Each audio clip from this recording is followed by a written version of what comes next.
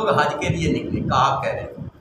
رسول اللہ صلی اللہ علیہ وسلم سے ایام تشریق کے درمیانی روز عقبہ میں ملاقات طے ہوئی اور بالآخر وہ رات آ گئی جن میں رسول اللہ صلی اللہ علیہ وآلہ وسلم سے ملاقات طے تھی۔ ہمارے ساتھ ہمارے ایک معزز سردار عبداللہ بن حرام بھی تھے۔ کون سے؟ عبداللہ بن حرام۔ آپ جانتے ہیں کوئی عبداللہ بن حرام کون؟ یہ حضرت جابر بن عبداللہ کے والد۔ جابر کے نام کے ساتھ آ نہیں رہا، جابر بن عبداللہ، اور عبداللہ بن حرام ہوگا تو جابر بن عبداللہ کا والد وہی ہے، ان کے والد کا نام حرام۔ ہمارے ایک معزز سردار عبداللہ بن حرام، یہ وہ معزز آدمی ہے کہ جن کو شہید کیا گیا غزوہ احد میں، تو رسول اللہ صلی اللہ علیہ وسلم نے ان کے بارے میں فرمایا کہ جب یہ شہید ہوئے تو ان سے اللہ تعالیٰ نے ملاقات فرمائی۔ تو اللہ تعالیٰ سے نے جب ملاقات کی تو اللہ نے عبداللہ سے پوچھا، عبداللہ تمہاری کوئی تمنا ہے؟ تمہیں جنت عطا کر دیا اور میرے دیدار ہو گیا، اب تمہاری کوئی تمنا ہے؟ تو عبداللہ نے کہا تھا یا اللہ، رسول پاک یہ بیان کر رہے ہیں کہ عبداللہ نے اللہ تعالیٰ سے عرض کی کہ یا اللہ جو مزہ وہاں تیرے رستے میں جان کٹانے میں آیا نا، وہ مزہ تیری جنت میں نہیں آیا، مجھے دوبارہ دنیا میں بھیج اور میں تیرے رستے میں اپنی جان دوں، اور اس وقت جو سرور تھا وہ میں دوبارہ حاصل کروں۔ تو اب حضور نے فرمایا کہ وہ سرور کون سا تھا؟ آپ نے کہا جب کسی آدمی کی اللہ کی رضا میں گلا کٹتا ہے تو اس وقت اللہ تعالیٰ اپنا دیدار عطا فرماتا ہے۔ تو وہ دیدار کی لذت تو جنت میں بھی فوری نہیں ملتی، وہ تو قیامت کے دن کے بعد شروع ہوگا دیدار۔ لہٰذا وہ کہتے ہیں کہ اس دیدار کے لیے صحابہ کی تمنا شہیدوں کی یہ ہوتی ہے کہ ہم بار بار آئیں۔ اس لیے حضور کا اپنا ارشاد ہے کہ میری خواہش یہ ہے کہ میں اللہ کے راستے میں لڑتا ہوا شہید ہو جاؤں اور پھر میں زندہ کیا جاؤں، پھر اللہ کے راستے میں لڑتا ہوا شہید ہو جاؤں، پھر میں زندہ کیا جاؤں، پھر اس کے راستے میں لڑتا ہوا شہید۔ یہ رسول پاک میں صلی اللہ علیہ وآلہ وسلم نے 3 مرتبہ یہ بات۔ تو یہ عبداللہ بن حرام کو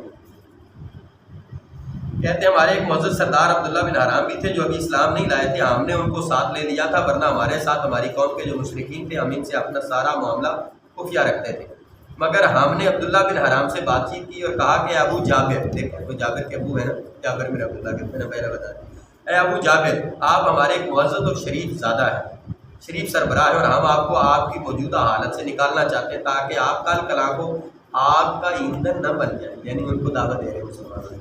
اس کے بعد ہم نے انہیں اسلام کی دعوت دی اور بتلایا کہ آج عقبہ میں رسول اللہ صلی اللہ علیہ وآلہ وسلم سے ہماری ملاقات طے ہے۔ انہوں نے اسلام قبول کر لیا اور ہمارے 70 ساتھ عقبہ میں تشریف لے گئے اور نقیب بھی مقرر ہو۔ حضرت کعب واقعے کی تفصیلات بیان کرتے ہوئے فرماتے ہیں ہم لوگ حسب دستور اسی رات اپنی قوم کے ہمراہ اپنے ڈیروں میں سوئے، لیکن جب تہائی رات گزر گئی یعنی رات کے 3 حصے کاٹے تو پہلا حصہ گزر گیا تو اسے رات رہ گئی، تہائی رات گزر گئی تو اپنے ڈیروں سے نکل کر رسول اللہ صلی اللہ علیہ وسلم کے ساتھ طے شدہ مقام پر پہنچے، اس انتظار میں کہ لوگ سو جائیں، لوگوں کو پتہ نہ چلے ہم کیا کریں۔ ہم اس طرح چپکے دبک کر نکلتے تھے جیسے چڑیا گھونسلے سے سکڑ کر نکلتی، یہاں تک کہ ہم سب عقبہ میں جمع ہو گئے۔ ہماری کل تعداد 75 تھی۔ کتنے تھے؟ 76 مرد تھے، 4 عورتیں۔ 73 مرد، یہ کہہ رہے ہیں 73 مرد اور 2 عورتیں۔ ایک عمارہ نصیبیہ بنت کعب تھی، صحابیہ، جو قبیلہ بنو مازن بن نجار سے تعلق رکھتی تھی، اور دوسری منیس اسماء بنت عمر تھی، جن کا تعلق قبیلہ بنو سلمہ سے تھا۔ ہم سب گھاٹی میں جمع ہو گئے، جمع ہو کر رسول اللہ صلی اللہ علیہ وآلہ وسلم کا انتظار کرنے لگے، اور آخر کار وہ لمحہ آ ہی گیا جب حضور علیہ السلام تشریف لے آئے۔ آپ صلی اللہ علیہ وآلہ وسلم کے ساتھ آپ کے چچا حضرت عباس بن عبد المطلب رضی اللہ تعالیٰ عنہ بھی تھے۔ ابھی وہ مسلمان نہیں ہوئے حضرت عباس، لیکن حضور کے چچا اور سربراہ ہونے کے ناطے آئے۔ انہوں نے کچھ گارنٹیاں لینی تھی انصار مدینہ سے، ابھی مسلمان نہیں ہوئے تھے لیکن گارنٹیاں لے رہے ہیں۔ یہ ثابت کرتا ہے کہ آپ مسلمان ہو چکے تھے لیکن آپ نے اسلام کا اظہار نہیں بھی کرتے، لیکن یہ کیسے گارنٹیاں لے رہے ہیں رسول پاک کے حوالے سے، کتنے جو ہیں وہ حساس تھے اس معاملے میں۔ وہ اگرچہ ابھی تک اپنی قوم کے دین پر تھے مگر چاہتے تھے کہ اپنے بھتیجے کے معاملے میں موجود رہیں اور ان کے لیے پختہ اطمینان حاصل کریں، پختہ گارنٹی لینا چاہتے تھے کہ میرے بھتیجے کو کوئی نقصان نہ پہنچائے۔ لیکن یہ مصنفین کا انداز ہے یہ بات کہنے کا، تحقیق یہ ہے کتابوں میں لکھی ہوئی ہے کہ آپ پہلے اسلام لا چکے تھے لیکن اپنے اسلام کو بھی چھپاتے تھے کفار کے حال احوال لینے کے لیے، کہ کفار کی خبریں ہمیں موصول ہوتی رہے، لہٰذا ورنہ یہ ان کا انداز دیکھیے کیسے رسول اللہ صلی اللہ علیہ وسلم کی حفاظت کرتے۔ سب سے پہلے بعد میں انہی نے بات شروع کر دی. کنہوں نے؟ حضرت عباس. اب بعد میں کیا کہتے ہیں گا سنیے، کیا کمال ہے ان کی دانائی اور فہم و فراست اور رسول اللہ صلی اللہ علیہ وسلم سے سچی محبت ہے. مجلس مکمل ہوگی تو دینی اور فوجی تعاون کا عہد و پیمان قطعی اور آخری شکل دینے کے لیے گفتگو کا آغاز. رسول اللہ صلی اللہ علیہ وآلہ وسلم کے چچا حضرت عباس نے سب سے پہلے زبان کھولی. ان کا مقصود یہ تھا کہ وہ پوری صراحت کے ساتھ اس ذمہ داری کی نزاکت واضح کر دیں جو اس عہد و پیمان کے نتیجے میں ان حضرات کے سر پر پڑنے والی ہے. چنانچہ انہوں نے کہا، کیا کہا؟ خزرج کے لوگوں، خزرج قبیلے کا نام ہے، اس سارے مدینہ میں سے ایک بڑا قبیلہ جو خزرج ہے، چھوٹا اوس ہے. اے خزرج کے لوگوں، عام اہل عرب انصار کے دونوں ہی قبیلے یعنی خزرج اور اوس کو خزرج ہی کہتے ہیں، یعنی سب کو خزرج کہنا ہے. ہمارے اندر محمد صلی اللہ علیہ وآلہ وسلم کی جو حیثیت ہے وہ تمہیں معلوم ہے. ہماری قوم کے جو لوگ دینی نقطہ نظر سے ہمارے ہی جیسی رائے رکھتے ہیں، ہم نے محمد صلی اللہ علیہ وسلم کو ان سے محفوظ رکھا ہے. اس کے باوجود ہم نے حفاظت کی ہے. وہ اپنی قوم اور اپنے شہر میں قوت، عزت اور طاقت و حفاظت کے ساتھ موجود ہے. یعنی انہوں نے کہا کہ ہم ان کی حفاظت میں ہیں، کوئی شخص ان کا نقصان نہیں کر سکتا. مطلب ہمارے یہ بھتیجے ہیں، ہم ان کے حامی حمایتی ہیں. مگر اب وہ تمہارے یہاں جانا چاہتے ہیں اور تمہارے ساتھ لاحق ہونے پر مصر ہیں. یعنی رسول پاک کہہ رہے ہیں کہ ہم تمہارے ان کے پاس جانا ہے. لہذا اگر تمہارا یہ خیال ہے کہ تم انہیں جس چیز کی طرف بلا رہے ہو اسے نبھا لو گے تو انہیں ان کے مخالفین سے بچا لو گے تب تو ٹھیک ہے. تم نے جو ذمہ داری اٹھائی ہے اسے تم جانو.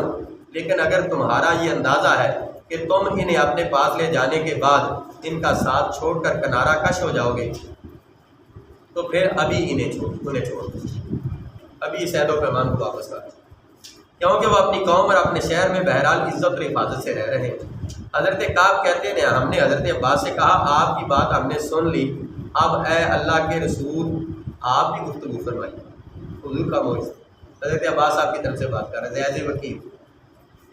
میں نے کہا یا رسول اللہ آپ بھی تو بات فرمائیے اور اپنے لیے اور اپنے رب کے لیے جو عہد و پیمان پسند کریں لے لیجیے. اس جواب سے پتہ چلتا ہے کہ اس عظیم ذمہ داری کو اٹھانے اور اس کے پرخطر نتائج کو جھیلنے کے سلسلے میں انصار کے عزم محکم، شجاعت و ایمان اور جوش و اخلاص کا کیا حال تھا. اس کے بعد رسول اللہ صلی اللہ علیہ وسلم نے گفتگو فرمائی. آپ صلی اللہ علیہ وآلہ وسلم نے پہلے قرآن مجید کی تلاوت فرمائی اور اللہ کی طرف دعوت دی اور اسلام کی ترغیب دی. اس کے بعد بیعت ہونے لگی. بیعت کا واقعہ امام احمد نے حضرت جابر سے تفصیل کے ساتھ روایت کیا ہے. حضرت جابر رضی اللہ تعالیٰ عنہ کا بیان ہے کہ ہم نے عرض کیا ہے اللہ کے رسول صلی اللہ علیہ وسلم ہم آپ سے کس بات پر بیعت کریں، کیا عہد ہے، کیا ذمہ داریاں ہم پر عائد ہوتی ہیں، ہمیں کیا کرنا چاہیے، کس بات پر بیعت کریں. حضور علیہ الصلوۃ والسلام نے ارشاد فرمایا اس بات پر بیعت کرو کہ چستی اور سستی ہر دو حالتوں میں میری بات کو سنو گے، میری بات کو مانو گے. چستی اور سستی ہر دو حالتوں میں میری بات کو سنو گے، میری بات کو مانو گے. پہلی دفعہ یہ بیعت کی پہلی شکل. دوسری شکل تنگی ہو یا خوشحالی ہر حال میں اللہ کے راستے میں مال خرچ کرو. تنگی ہو یا خوشحالی ہر حال میں اللہ کے راستے میں مال خرچ کرو. بلائی کا حکم دو گے، برائی سے لوگوں کو منع کرو. اللہ کی راہ میں اٹھ کھڑے ہو جاؤ گے اور اللہ کے معاملے میں کسی ملامت کرنے والے کی ملامت کی پرواہ نہیں کرو. ملامت کیا ہوتی ہے؟ Media trial. میڈیا والے جی بہت برا بلا کہہ رہے ہیں، میڈیا کے ڈر سے اللہ کے راستے سے رک جائیں. کیا اللہ کے راہ میں اٹھ کھڑے ہو گے اور اللہ کے معاملے میں کسی ملامت گر کی ملامت کی پرواہ نہ کرو گے. اور جب تمہارے پاس میں آ جاؤں گا تو تم میری مدد کرو گے اور جس چیز سے تم اپنی جانوں اور اپنے بال بچوں کی حفاظت کرتے ہو اس سے میری بھی حفاظت کرو. اور یہ کام اگر تم نے پورا کر دیا تو بدلے میں میری طرف سے تمہارے لیے جنت ہے، جنت کی ضمانت. حضرت کعب رضی اللہ عنہ کی روایت ہے کہ جسے ابن اسحاق نے ذکر کیا کہ صرف آخری دفعہ 5 کا ذکر ہے. چنانچہ اس میں کہا گیا کہ رسول اللہ صلی اللہ علیہ وآلہ وسلم نے قرآن کی تلاوت، اللہ کی طرف دعوت اور اسلام کی ترغیب دینے کے بعد فرمایا میں تم سے اس بات پر بیعت لیتا ہوں کہ تم اس چیز سے میری حفاظت کرو گے جس سے اپنے بال بچوں کی حفاظت کرتے ہو. اس پر حضرت برا ابن معرور نے آپ کا ہاتھ پکڑا اور کہا ہاں اس ذات کی قسم جس نے آپ صلی اللہ علیہ وآلہ وسلم کو نبی برحق بنا کر بھیجا ہے، ہم یقیناً اس چیز سے آپ صلی اللہ علیہ وسلم کی حفاظت کریں گے جس سے اپنے بال بچوں کی حفاظت کرتے ہیں. لہٰذا اے اللہ کے رسول صلی اللہ علیہ وآلہ وسلم آپ ہم سے بیعت لے لیجیے، ہم خدا کی قسم جنگ کے بیٹے ہیں، کہنے لگے بھی ہم جنگیں کرنے والے ہیں اور ہتھیار ہمارا کھلونا ہے، ہماری یہی ریت باپ دادا سے چلی آ رہی، یعنی ہم لڑنے والے ہیں، حفاظت کرنے والے ہیں۔